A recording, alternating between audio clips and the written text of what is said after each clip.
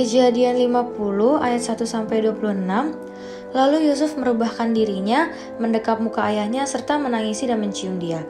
Dan Yusuf memerintahkan kepada tabib-tabib, yaitu hamba-hambanya, untuk merempah-rempahi mayat ayahnya, maka tabib-tabib itu merempah-rempahi mayat Israel. Hal itu memerlukan 40 hari lamanya, sebab demikianlah lamanya waktu yang diperlukan untuk merempah-rempahi. Dan orang Mesir menangisi dia 70 hari lamanya. Setelah lewat hari-hari penangisan itu, berkatalah Yusuf kepada seisi istana Firaun, "Jika kiranya aku mendapat kasihmu, katakanlah kepada Firaun bahwa ayahku telah menyuruh aku bersumpah, katanya, tidak lama lagi aku akan mati. Dalam kuburku yang telah kugali di tanah Kanaan, disitulah kau kuburkan aku. Oleh sebab itu, izinkanlah aku pergi ke sana, supaya engkau menguburkan ayahku. Kemudian aku akan kembali." Lalu berkatalah Firaun, "Pergilah ke sana dan kuburkanlah ayahmu itu, seperti yang telah disuruhnya engkau bersumpah."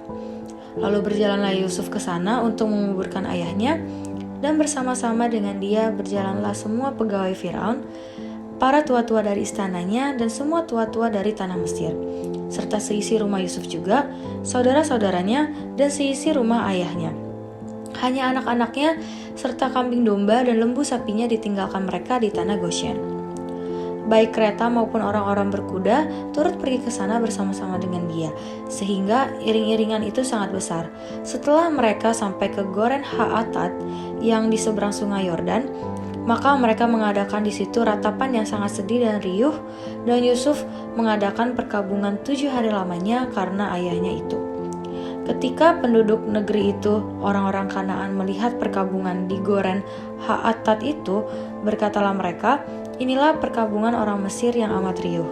Itulah sebabnya tempat ini dinamai Abel Mizraim, yang letaknya di seberang Yordan.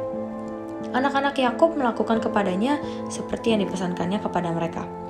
Anak-anaknya mengangkut dia ke tanah Kanaan, dan mereka menguburkan dia dalam gua di ladang Makpela yang telah dibeli Abraham dari Efron, orang Het itu, untuk menjadi kuburan milik, yaitu ladang yang di sebelah timur Mamre.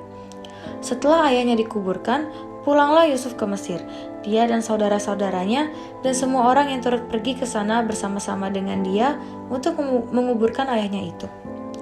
Yesus menghiburkan hati saudara-saudaranya. Ketika saudara-saudara Yusuf melihat bahwa ayah mereka telah mati, berkatalah mereka, "Boleh jadi Yusuf akan mendendam kita dan membalas sepenuhnya kepada kita segala kejahatan yang telah kita lakukan kepadanya."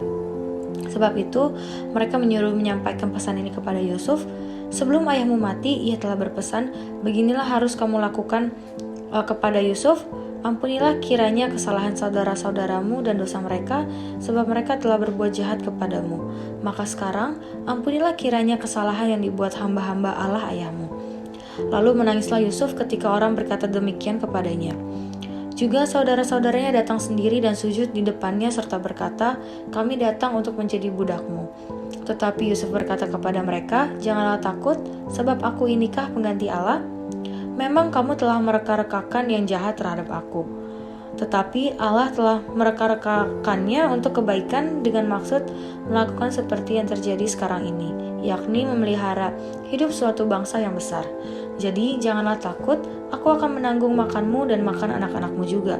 Demikianlah ia menghiburkan mereka dan menenangkan hati mereka dengan perkataannya. Yusuf meninggal. Adapun Yusuf, ia tetap tinggal di Mesir beserta kaum keluarganya, dan Yusuf hidup 110 tahun.